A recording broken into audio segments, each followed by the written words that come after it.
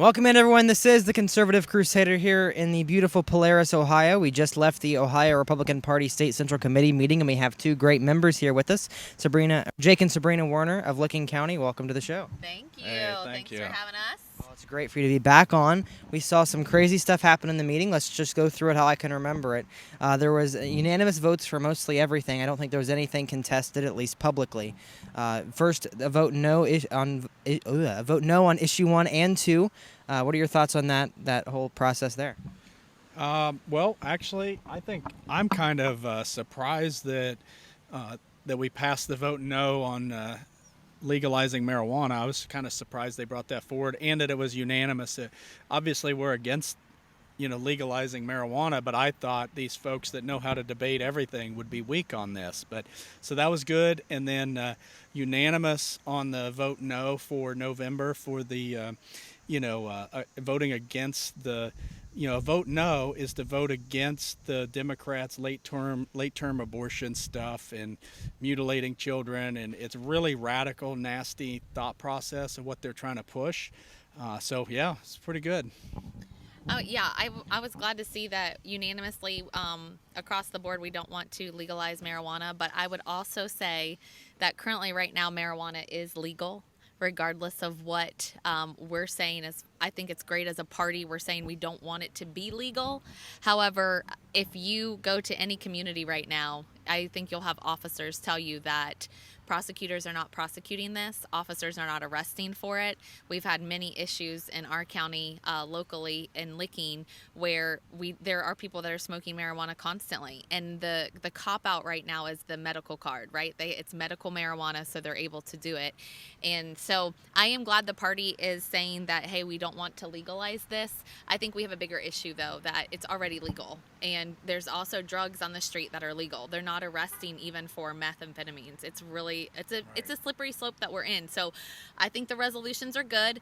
I'm glad that we are doing the resolutions, but I would like to see a little bit more meat happening inside the party as far as saying to our prosecutors and to our local communities, you guys need to start prosecuting these things because enforce the law. Yeah, enforce the laws we already have. Yeah. Yes. And then as far as the vote no in November, again, I think right now it's definitely about an abortion issue, but it goes much deeper than an abortion issue. It really is about the fact that we are coming up against parental rights right now. They want to take away every parental right that you possibly can take away in Ohio.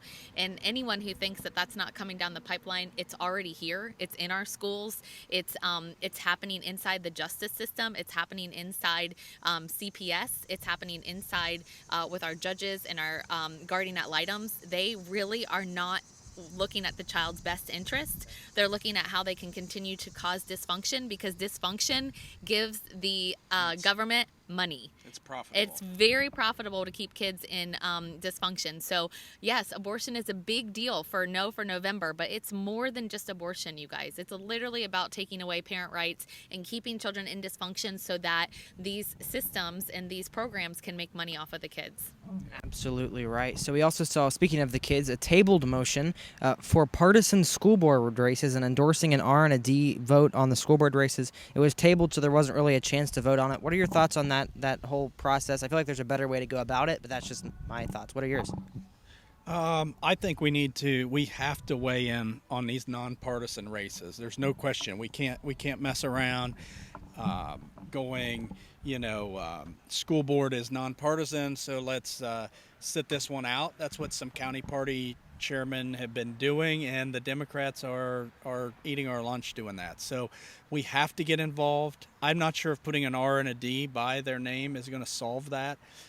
Because, one of the points is, like Shannon Burns made, is, he lives in a Democrat area, where you put an R, that's a guaranteed loss. So there's those areas. I think it can't be statewide.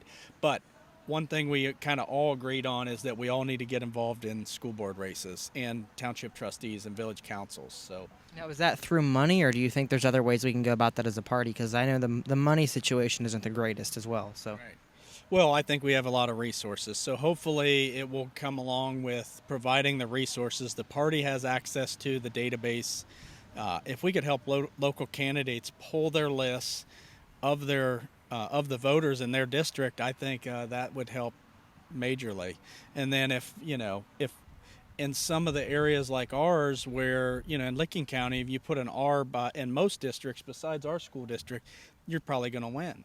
So if we could do an endorsement or a slate card, I think there's things we could do without just across the board putting an R next to the people we want to I think it's interesting the perspective that people have on the school board race right now, because how many times do you see prosecutors at the county fairs, the representatives, the senators? They're all at the county fairs handing out their literature, and the party's behind them constantly, right? Like, we got to get behind these people.